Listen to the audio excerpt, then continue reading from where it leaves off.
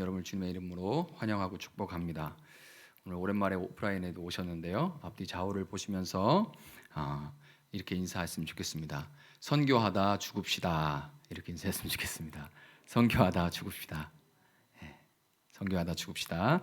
아멘. 자, 목회자들을 양성하는 총신대학교 신학대학원이라는 곳이 있습니다. 이곳에서는 매 학기 시작할 때마다 개강 수련회가 있어요. 개강 수련회가 있는데 이 개강 수련회에는 사실 아무나 설 수 있는 게 아닙니다. 국내외에 네로라 하는 유명한 목사님들이 초청돼서 집회를 이 개강 수련회를 인도하시는데요. 그럼에도 불구하고 한창 이 날카로운 비판력을 키워가고 있는 전도사님들의 좋은 평가를 받는다는 것은 실로 어려운 일입니다. 진짜 어려운 일이에요. 그래서 수련회가 끝나고 나면은 일주일 동안 하는데요. 수련회가 끝나고 나면 어김없이 내용은 좋았는데 전달력이 좀 부족했다. 아니면 예화가 적절하지 않았다. 그런 예화는 거기에 꼭 썼어야 되나? 이런 비판이 넘쳐나고요. 어떤 강사도 그 비평을 피해갈 수가 없습니다. 그런데 이런 총신 역사상 전무후무하게 수련회 집회를 인도하신 후에 모든 전도사님들의 기립박수를 받은 강사님이 한 분 계신데요. 그 강사님이 바로 권영수 선교사님입니다. 권영수 선교사님이 정말 유일하게 전무후무하게 전도사님들의 기립박수를 받았어요. 당시 현장에서 큰 은혜와 도전을 받았던 저도 그분의 책을 사서 읽었는데 그 책의 제목이 바로 오늘 설교의 제목과 동일한 선교하다 죽으리입니다. 이 선교하다 죽으리를 읽어보면 권영수 선교사님이 나 선교하다 죽겠다 이렇게 선교하다 죽으리 말씀하신 것은 우리가 쉽게 떠올릴 수 있는 선교사가 하는 일, 우리 쉽게 떠올릴 수 있잖아요. 이런 일 저런 일, 그런 일을 하는 게 나는 너무 좋다 이런 뜻이 아니라요. 선교사로서 살다 죽겠다 이런 의미입니다. 선교사로서 살다가 죽겠다. 선교사라는 분명한 정체성이 그분을 난 이렇게 살다가 죽어도 좋아. 난 이렇게 살다 죽어도 좋아. 이렇게 고백할 수 있도록 만들어 준 거예요. 여러분 중에 스스로에게 정직하게 물어볼 때 나는 이렇게 살다가 지금 당장 죽어도 좋아. 난 지금 당장 죽어도 여한이 없어. 이런 고백을 할 수 있는 분이 계신가요? 정직하게 한번 물어보실 때 그런 고백이 나오는 분이 있으신가요? 만약 내가 그렇게 고백할 수 있다면 정말 감사한 일이지만 혹시라도 그렇지 않은 분이 계시다면 이 권영수 선교사님이 했던 이 고백은 정말 부러운 고백이 아닐 수가 없습니다. 오늘은 그래서 도대체 어떻게 선교사님과 같은 그런 고백을 할 수 있는지, 그리고 어떻게 살면 신대원 개강 수련회 때 정말 기라성 같은 초대형 교회 목사님들 다 제쳐두고 기립박수를 받았던 그 권영수 선교사님처럼 우리의 마지막 날 천군 천사에게 둘러싸여 영광 가운데 사랑하는 주님께 칭찬받는 인생이 될 수 있는지 우리 한번 살펴보도록 하겠습니다. 이 세상이 저 어릴 때보다, 여러분의 젊은 시절, 어린 시절보다 정말 비교할 수 없을 만큼 눈부시게 발전했죠. 한번 생각해 보세요. 정말 눈부시게 발전했죠. 그런데 그런 엄청난 발전에도 불구하고 그 어떤 시절보다 사람들은 불행함으로 인해서 고통스러워하고 있습니다. 그 고통이 얼마나 심한지 차라리 살지 않는 것이 낫겠다라는 그런 극단적인 선택을 하는 분들도 많죠. 수많은 분들이 이런 극단적인 선택을 할 정도로 고통스러워하고 있습니다. 도대체 왜 그럴까요? 세상이 이렇게 좋아졌는데 도대체 왜 그럴까요? 이 쉽게 찾을 수 없는 이 질문에 대해서 세상은 뭐라고 답하냐면요. 당신이 행복하지 않은 것은 진짜 당신을 발견하지 못했기 때문이다. 이렇게 말합니다. 당신이 행복하지 않은 것은 아직 진짜 당신을 찾지 못했기 때문에 그렇다. 이렇게 말을 합니다. 각종 매체와 SNS에서는 지금의 직장이 진짜 너에게 맞는 직장이 아니라서, 남들처럼 여행도 가지 못하고 충분히 자기를 돌아볼 시간조차 없을 만큼 바쁘게 살아왔기 때문에 이런 많은 문제 의식들을 던져줘요. 그렇기 때문에 네가 진짜 아직 너를 찾지 못했고 그래서 너는 행복하지 못한 거야. 그렇게 계속 문제 의식들을 던져줍니다. 이거를 이제 계속 접하다 보면, 보고 듣다 보면 무슨 생각이 드냐면 진짜 그런가 보다. 그래서 내가 이렇게 불행하고 힘들고 우울한가 보다. 이런 생각을 하게 됩니다.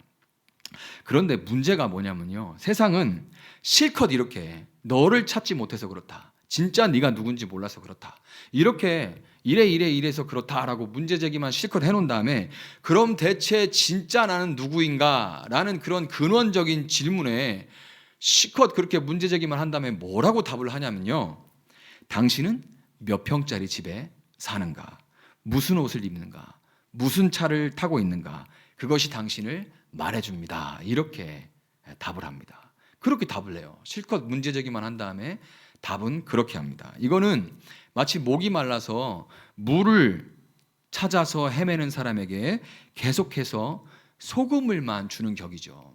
그럴듯하게 보여서 저거 마시면 시원하겠지 하고 막 애타게 찾아다니면서 마시지만은 막상 마시고 나면 더 목마르고 더 불행해질 뿐입니다.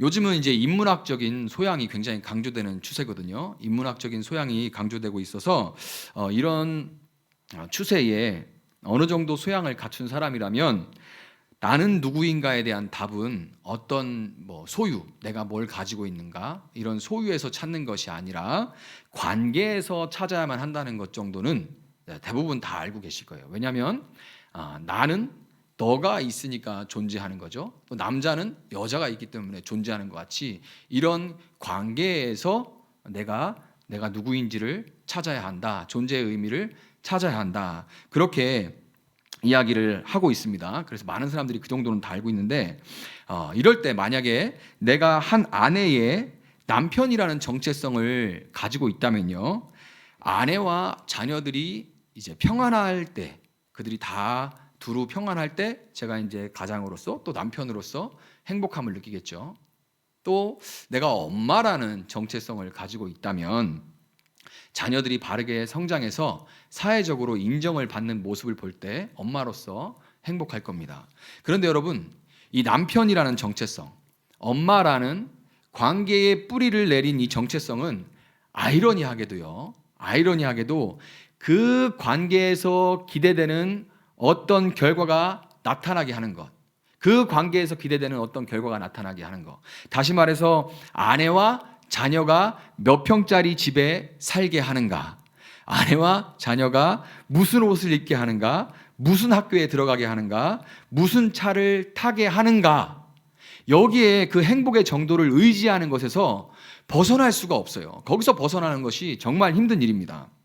그리고 결국 언젠가는 남편이라는, 엄마라는 정체 속에서 떠나야 할 시간이 다가옵니다. 그것을 그 누구도 피할 수가 없죠. 어느 때가 되면 다 그 정체성을 내려놔야 되는 때가 옵니다. 여러분, 그렇기 때문에 우리는 우리의 정체성을 영원하고도 세상 조건에 매이지 않는 관계인 하나님과의 관계에 뿌리를 내려야만 하는 것입니다. 성경은 영원하신 하나님과의 관계에 있어서 우리의 정체성을 굉장히 풍성하고 다양하게 묘사를 하는데요, 하나님의 자녀, 우리가 잘 알고 있죠. 그리고 하나님의 신부, 왕 같은 제사장, 거룩한 나라, 소유된 백성 등등 다양하고 풍성하게 묘사합니다. 하나님과의 우리의 관계에서 오는 우리의 정체성에 대해서요. 그 중에서도 오늘 본문은 특별하게도 하나님과 예수님 모두와의 관계에 있어서 우리의 정체성에 대해서 이야기를 합니다. 하나님과의 관계만이 아니라 또 예수님과의 관계만이 아니라 하나님과 예수님 모두의 관계에 있어서 우리의 정체성에 대해서 오늘 본문은 이야기를 해주는데요. 그게 뭐죠? 한번 보세요. 오늘 본문 다시 한번 보세요. 요한복음 20장. 오늘 우리 말해주는 그 정체성이 뭘까요? 한번 보세요. 뭘까요? 바로 보내심을 받은 자, 보냄을 받은 자입니다. 찾으셨나요? 보냄을 받은 자. 하나님 아버지께서 예수님을 먼저 이 땅에 보내셨고, 그와 동일하게 예수님께서 예수님의 제자들, 예수님을 따르는 제자가 된 우리 모두를 세상으로 보내시는 거예요. 이게 결국 무슨 말이에요? 이게 결국 무슨 말입니까? 여러분과 저는 하나님과 예수님에 의해서 보냄을 받은 사람들이라는 겁니다. 하나님과 예수님에 의해서 보냄을 받은 사람들이라는 거예요. 여러분 혹시 성경에서 선교라는 단어 보신 분 있나요? 성경 전체에서 선교라는 단어를 보신 분 있나요? 한 번도 못 보신 것 같죠? 선교라는 단어 보신 분 있으신가요? 한 번도 못 보신 것 같죠? 성경을 한 번도 안 읽어서 못 보신 거 말고요. 그건 빼고 봤는데 선교라는 단어 보신 분 있나요? 못 보신 것 같죠? 그러면 여러분 지금 여러분들 중에서 열심히 세계 선교를 위해서 기도하는 분도 계실 테고, 그리고 또 뭐 어떤 분들은 선교사님들을 경제적으로 물질적으로 이렇게 후원을 하시는 분들도 있을 텐데, 그동안 여러분 성경에도 없는 단어인 선교를 위해서 그렇게 애쓰면서 해오신 건가요? 그 성경에도 안 나오는 건데 헷갈리죠? 이렇게 생각하면. 여러분 선교가 영어로 미션입니다. 선교는 영어로 미션인데요. 미션은 어디서 온 말이냐면 보내다라는 뜻을 가진 라틴어 미토에서 왔습니다. 이 미션이라는 선교 미션은 보내다라는 뜻을 가진 라틴어 미토에서 왔어요. 보내다라는 말 어디서 봤죠? 보내다라는 말 지금 어디서 봤죠? 어디서 봤어요? 오늘 본문에서 우리가 봤습니다. 결과적으로 여러분 선교라는 말은 성경에 있어요, 없어요? 있는 거예요, 없는 거예요? 있는 겁니다. 선교라는 단어는 성경에 있는 거예요. 그래서 오늘 본문을 선교라는 단어로 한번 바꿔서 제가 한번 읽어보겠습니다. 아버지께서 나를 선교사로 세우신 것 같이 나도 너희를 선교사로 세우노라. 아멘. 여러분과 저는 모두 하나님과 예수님에 의해서 선교사로 부름받은 사람들입니다. 권영수 선교사님은 그것을 너무나도 분명하게 아셨기 때문에 그 선교사라는 정체성을 갖고 살다가 지금 당장 죽어도 좋다라는 그런 고백을 하실 수가 있었던 거예요. 여러분과 제가 모두 선교사로 부름을 받았고, 그것이 영원한 관계 속에서 우리의 정체성이라는 이런 말을 들었을 때 여러분 중에 어떤 분들은 부담스러울 수도 있고요. 부담스러워. 이렇게 생각하실 수도 있고, 그래서 내가 선교사인데 그래서 어쩌라는 말인가 이런 생각이 드시는 분들 있습니다. 그런데 여러분 선교사가 우리 모두의 정체성이라는 이 말은요, 지금 당장 여러분들이 하시는 일을 다 내려놓고 직장생활 뭐 사업 이런 거 다 내려놓고 지금 당장 오지로 가서 예배당 짓고 뭐 학교 짓고 우물 뚫고 하는 그런 일들을 시작하라는 말이 절대 아닙니다. 선교사의 정체성이라는 것, 제가 지금까지 정체성에 대해서 이야기를 했죠. 이 정체성이라는 것이 하는 어떤 일에서 온 것이 아니라 보내시는 하나님과 예수님과의 관계에서 나온 것이기 때문에요. 관계에서 나온 거예요. 하나님과 예수님과의 관계에서 우리가 선교사로 부르심을 받은 거기 때문에 정말 중요한 것은 그 관계에 대한 선교사로서의 삶의 자세와 태도인 겁니다. 어떤 일을 얼만큼 하느냐가 아니라 선교사로서의 그 우리를 부르신 하나님과의 관계에 대해서 선교사로서의 삶의 자세와 태도가 정말 중요한 거예요. 자, 여러분 그렇다면 선교사라는 이 정체성을 가지고 살 때 삶의 자세와 태도가 어떻게 달라지는지, 어떻게 달라질 수 있는지 한번 몇 가지 살펴볼게요. 몇 가지만 말씀드리도록 하겠습니다. 먼저 삶에서 누구도 피할 수 없는 고난에 대한 자세와 태도가 달라져요. 그 삶에서 누구도 피할 수 없죠. 여러분 중에서 고생하는 거 좋아하는 분 계신가요? 고생하는 거 좋아하는 분 계세요? 뭐 이런 걸 물어보나 하고 노려보시는데 고생하는 거 좋아하는 분은 하나도 없죠. 두 말하면 입 아프죠. 그런데 자, 제가 한번 여쭤볼게요. 여러분이 후원하시는 선교사님이 고생을 하셨으면 좋겠어요? 아니면 맨날 좋은 곳에서 좋은 음식 먹으면서 골프 치러 다니고 그러다가도 자녀들은 뭐 외국으로, 미국으로, 영국으로 유학 턱턱 보냈으면 좋겠어요? 솔직하게 한번 생각해 보세요. 네? 선교사님이 고생 좀 하셨으면 좋겠어요? 아니면 제가 말씀드린 그 후자였으면 좋겠어요? 어떤 분들은 아이고 선교사님들 좀 누리고 사셔야죠. 선교사님들도 좀 누리고 사셔야죠. 이렇게 생각하시는 분들도 덜어 계시겠지만은 저는 아프리카에 있을 때 어쩌다가 정말 어쩌다가입니다. 어쩌다가 낚시 가서 한 마리 잡은 그 물고기를 사진 찍어가지고 페이스북에 한번 올린 적이 있는데요. 아프리카에서 그때 댓글로 이런 댓글이 달렸습니다. 살기 편하신가 보네요. 저는 사는 게 너무 힘든데. 이건 비아냥이었어요. 그 말투가 있잖아요. 살기 편하신가 보네요. 저는 살기가 너무 힘든데. 이 댓글이 달렸어요. 그 댓글을 보고서 그 비아냥을 들은 이후에 다시는 제가 페이스북 같은데 그런 사진을 안 올리게 됐습니다. 그때 당시에 솔직히 진짜 어쩌다가 죽어라 사역하다가 어쩌다가 한번 놀았다고 진짜 너무하네 이런 생각이 들었던 게 사실입니다.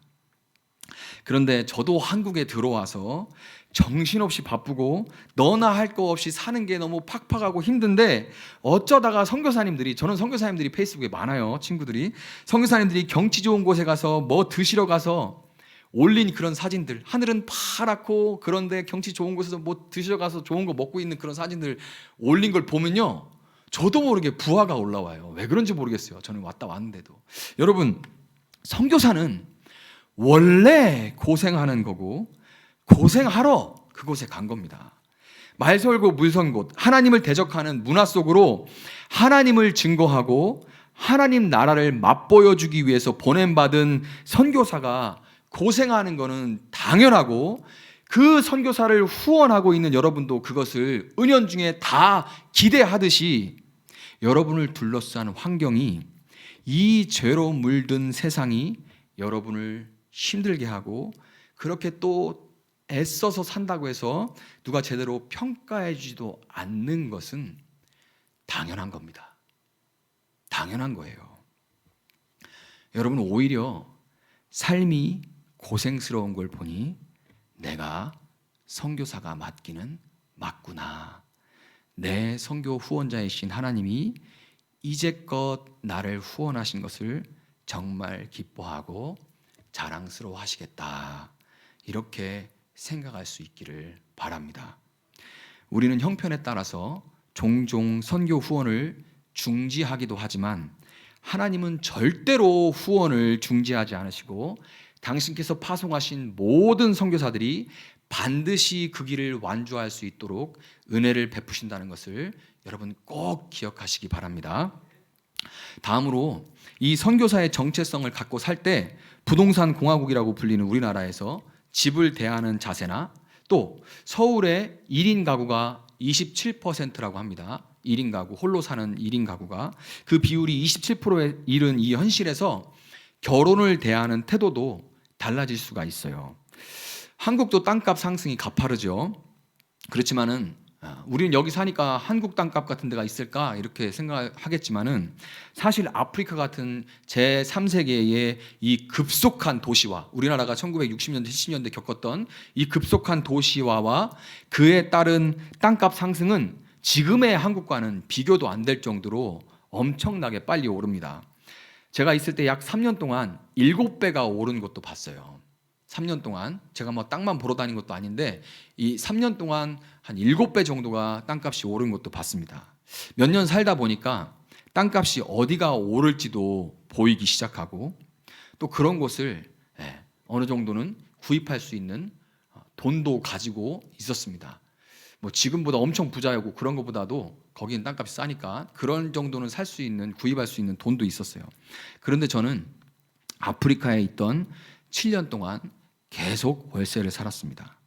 월세 낼 돈이면 땅 사서 그동안 예배당과 학교 지으면서 배우고 익힌 그 어깨너머로 배운 건축 기술과 또 그러면서 생긴 그런 인맥을 동원해서 그 땅에다가 제가 직접 집을 질 수가 있어요. 그러면 장기적으로 굉장히 이득이죠. 심지어 이제 여차하면 팔아서 더 큰 돈을 만들 수 있다는 것을 제가 모를 만큼 바보여서, 바보입니다. 그런데 바보여서만 제가 월세를 살았던 것은 아니에요.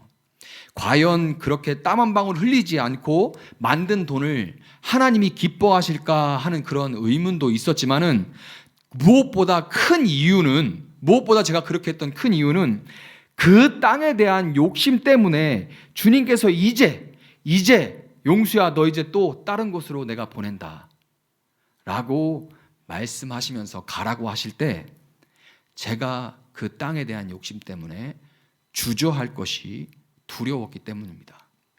여러분, 제가 지금 불과 지난 20년 동안 급속히 늘어난 평균 수명으로 인해서 100세 시대라는 말이 등장하고 별로 좋지도 않고 넓지도 않은 그런 아파트 한 채에서 평생 사시다가 그거 팔아서 겨우겨우 노후자금과 요양병원 비용을 마련해야 되는 이런 지금의 한국 상황을 제가 몰라서, 정말 세상 물정 몰라서 드리는 말씀이 아닙니다. 무턱대고 제가 지금 월세 살아야 됩니다, 이런 말씀 드리는 것도 아니에요. 저는 월세 지금 안 살아요. 저도 전세 삽니다. 그런데 이가 무슨 말씀 드리는 거냐면요, 다만 선교사에게 집이 어떤 의미인지, 과연 집이 없다고 내가 정말 주눅들어 살아야만 하는 것인지, 내가 과연 오늘 주님께서 이 집 두고 떠나라고 하시면 떠날 수 있을까 하는 그 질문을 나 스스로에게 던져봐야만 한다는 겁니다. 여러분, 1인 가구가 급속히 늘어난다고는 하지만 우리 사회는 여전히 결혼 중심 사회죠. 명백히 결혼 중심 사회입니다. 그리고 그런 분위기는 사회보다 교회가 훨씬 강력해요.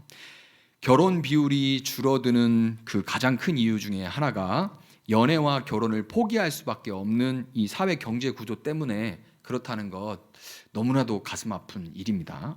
그러나 소위 결혼 정년기에 접어든 자녀를 둔 믿는 부모님이나 청년들, 그리고 교회 구성원들이 선교사의 관점을 갖는다면 정말 많은 것들이 달라질 거예요. 선교사의 정체성을 가지고 보기 시작하면 정말 많은 것들이 달라집니다.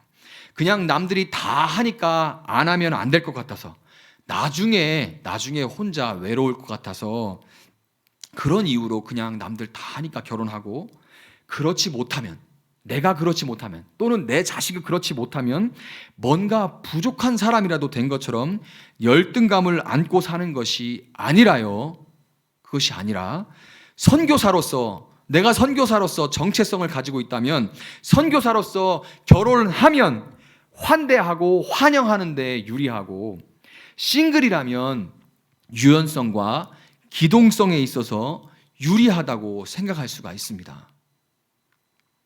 저는 플레로 청년 플러스라는 싱글 지구를 담당하면서 이 싱글 자매들도 집으로 초대해서 식사 대접을 하곤 했는데요, 거리낌 없이 그 자매들을 집으로 초청하고, 그 초청을 받은 자매들도 큰 부담을 갖지 않고 그 초청에 응할 수 있었던 것은 제가 싱글이 아니라 아내와 아이들이 그때 함께 있었기 때문이에요. 아내와 아이들이 다 함께 그 초대받은 사람을 환대하고 환영해서 대접할 때 거리낌이 없이 모두가 함께 즐길 수가 있었던 거죠. 제가 총각 목사였다면 못하겠죠. 반대로 우리 싱글 지구에는 주변의 지인들이 힘든 일이 있거나 우울증인데 어느 날 갑자기 걸려온 전화에 느낌이 이상할 때가 있잖아요. 전화가 왔는데 느낌이 이상해요. 요즘 말로 느낌이 쎄하면 자정이 넘은 시간, 밤 12시가 넘은 시간이라도 차를 몰고 찾아가서 함께 있어주는, 그 힘든 사람과 함께 있어주는 자매도 있습니다. 그 자매가 그럴 수 있는 것은 물론 그 자매가 어느 정도는 잘 챙기는 성격과 성품을 가지고 있기 때문이기도 하지만, 그보다는 상황에 더 유연하게 대처할 수 있고 배우자와 자녀에게 매이지 않는 싱글이었기 때문이에요.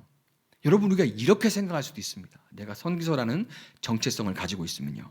돈에 대한 태도도 이야기를 안 하고 넘어갈 수가 없죠. 여러분, 선교사님들 후원하실 때 그 정말 어렵게 보내서 후원하는 그 선교 헌금이, 귀한 물질이 선교사님들이 계시는 곳에, 그 곳에 있는 어려운 이웃들과 그 지역을 발전시키는데 사용되기를 여러분은 원하시나요? 아니면 오직 선교사님과 그 가족들만을 위해서 사용되기를 원하시나요? 두 말하면 뭐 하겠습니까? 사회적으로 재정 건전성과 투명성이 강조되고 있는 요즘은 더한 것 같아요. 이 동일한 기준을 하나님과 예수님께서 여러분을 지금 보내신 그곳에도 적용할 수 있기를 바랍니다. 여러분, 자신이 선교사라는 정체성을 가지는 것만으로도 삶의 많은 영역들에 대한 자세와 태도가 달라지는 것이 사실이죠. 여러분 한번 생각해 보세요. 그 정체성을 가지는 것만으로도 많은 영역에 있어서 생각이, 자세가, 태도가 달라지잖아요.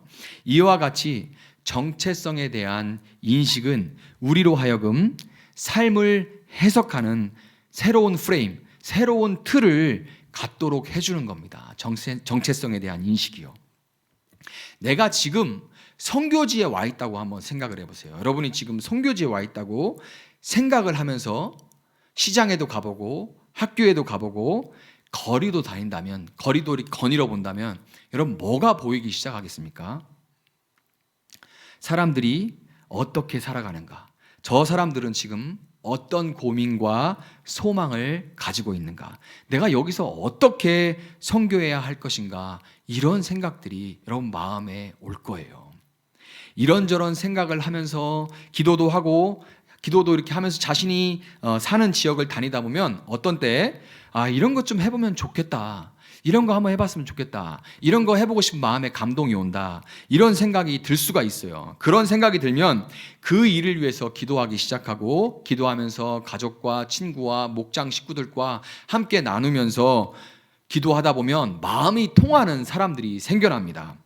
그들과 함께요, 시행착오를 거치면서, 시행착오를 겪어가면서 실수도 해보면서 이런저런 섬김을 실천하는 작은 흐름들이 모여서 그 지역에 하나님 나라가 임하는 큰 강줄기가 되는 것입니다.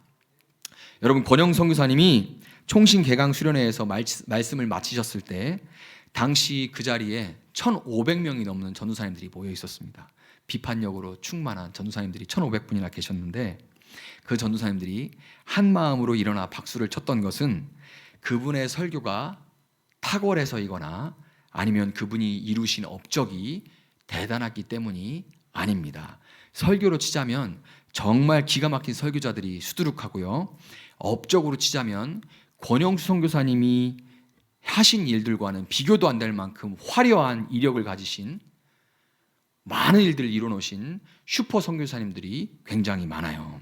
그러나 권영수 선교사님이 기립박수를 받았던 것은 선교하다 죽으리라는 고백에서 볼 수 있듯이 하나님과 예수님이 자신을 그곳에 보내셨다는 믿음이 그분의 삶의 모든 영역에서 진정성 있고 한결같은 삶의 자세와 태도로 흘러나오는 것을 거기에 있던 모든 사람들이 느낄 수가 있었기 때문입니다. 여러분, 여러분의 정체성은 하나님과 예수님과의 관계에서 나왔고, 하나님은 사랑이시라 이 말씀에서 볼 수 있듯이 하나님과 예수님은 이 사랑이시기 때문에, 관계의 하나님이시기 때문에 훗날 여러분이 그분의 보좌 앞에 섰을 때 여러분에게 남는 것은, 그 보좌 앞에 섰을 때 여러분에게 남는 것은 내가 해온 어떤 대단한 업적이 아니라 그 관계에 대한 어떤 삶의 자세와 태도를 가지고 살아왔는가. 사도 바울이 고백했던 것처럼 먹든지 마시든지 무엇을 하든지 오직 다 하나님의 영광을 위해 하는 것이라는 것을 여러분 꼭 기억하시기를 주님의 이름으로 축원합니다. 말씀을 맺도록 하겠습니다. 예수님은 마태복음 8장 20절에서 여우도 굴이 있고 공중의 새도 거처가 있을 때 인자는 머리 둘 곳이 없다, 이렇게 말씀하셨죠. 예수님 이렇게 말씀하셨을 만큼 수고롭고 정처가 없으셨습니다. 그렇다고 예수님의 사역이 대단히 화려했던 것도 아니에요. 예수님의 사역은 대부분 이스라엘의 변방인 갈릴리 지역을 벗어나지를 못했고요. 심지어 예수님의 고향 사람들은 예수님을 절벽에서 밀어서 떨어뜨리려고 했을 만큼 예수님은 당시에 그 어떤 사역으로도 인정받을 만한 그런 사역을 하지 못했습니다. 사람들에게 제대로 인정도 받지 못했어요. 여러분, 그렇지만 예수님은 고난을 당연하게 여기셨고 대단한 일을 하려 하셨던 것이 아니라 하나님 아버지와의 관계 속에서 그 보내신 뜻을 그 보냄받은 땅에서 묵묵히 감당해 내셨습니다. 여러분, 예수님이 그렇게 선교하다 죽으셨기 때문에 오늘 여기 여러분과 제가 살아났다는 것을 믿으시기 바랍니다. 온세의 교회를 이제 떠나면서요, 한 3년 전 이맘때에 처음 부임해서 설교했던 첫 설교를 떠올립니다. 그때나 지금이나 저는 성경이 우리에게 말하는 정체성과 사명은 선교라고 선포하면서 이제 저는 세종시로 보내심을 받습니다. 이런 시기에 무슨 교회 개척이냐고 많은 분들이 우려하는 것도 사실이에요. 그렇지만 주님께서 그곳으로 보내시기에 순종하면서 갑니다. 여러분, 이때 제가 소망하는 거 한 가지는요, 어떤 대단히 성공한 목회나 유명세가 아니라 저도 권영수 선교사님과 같이 선교하다 죽으리라는 고백을 할 수 있게 되는 겁니다. 한 가지 분명한 것은 여러분과 제가 함께 우리를 부르신 그 뜻대로 선교하다 죽겠습니다 라는 그런 고백을 하면서 살아갈 때 주님은 우리를 결코 홀로 두지 않으신다는 것입니다. 오늘 본문 22절 한번 보세요. 22절에 그들을 있죠.